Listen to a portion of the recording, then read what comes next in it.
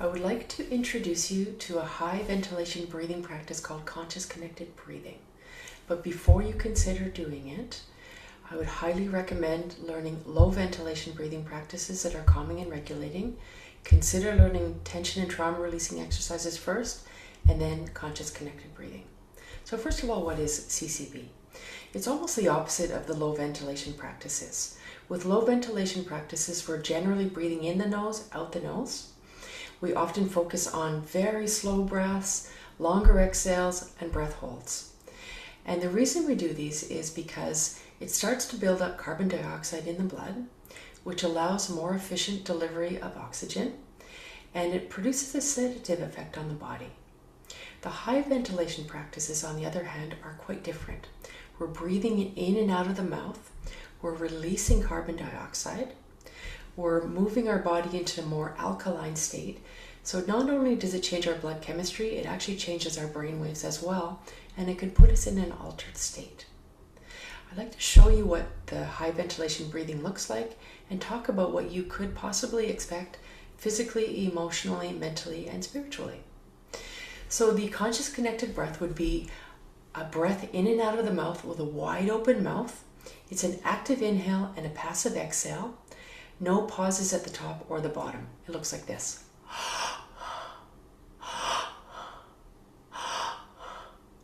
When we're doing the conscious connected breath, we're really doing a belly breath, not a chest breath. We're breathing quickly, and if we breathe quickly and just did a chest breath, it kind of keeps us on the surface and might make us feel a bit dizzy, but we don't go deep into that altered state. So it's a good idea to practice slowly with a belly breath before you start accelerating your breath. And by the way, I would highly recommend you do this with a qualified practitioner first. I want to talk a bit about what you can expect on the different levels and some of the contraindications. So physically, when you start this breathing, your mouth will get dry. However, within a few minutes, your mouth should start self-lubricating. Some people get what's called tetany, and that's like claw hands, lots of muscle engagement in the hands. Usually it's caused when you do an active exhale. So if that's what's happening for you, focus on the active inhale, release the breath out. Tetany will often go away on its own, and at the very worst, it'll be done when you're done your session. Physically and on all levels, you always have the accelerator and the brake. If you want to deepen your experience, you can breathe faster and make sure those are belly breaths. And if you are feeling like it's too much, you can always move to nasal breathing and slower breathing. Some people have an urge to move their body or actually make noises as well. Trust your body that it wants to release or transform these sensations.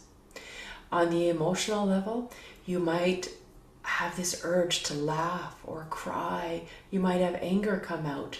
Again, trust that needs to come up and out to be transformed or moved on. Mentally, you might have memories that come up. You might get sudden insights that are creative and very different than the ways you have been thinking. You can have all kinds of amazing spiritual experiences, even from faiths that are not your own. A few contraindications. Don't try this if you're pregnant. And if you have uncontrolled conditions, like cardiac conditions, high or low blood pressure, recent surgery, and the same applies for psychiatric conditions. If you have uncontrolled bipolar disorder or psychosis or things like that, I would highly recommend that you don't try these things. I do think it's worth learning with an actual human, not just a video, but I'm presenting this as information that you can consider if you want to try this practice.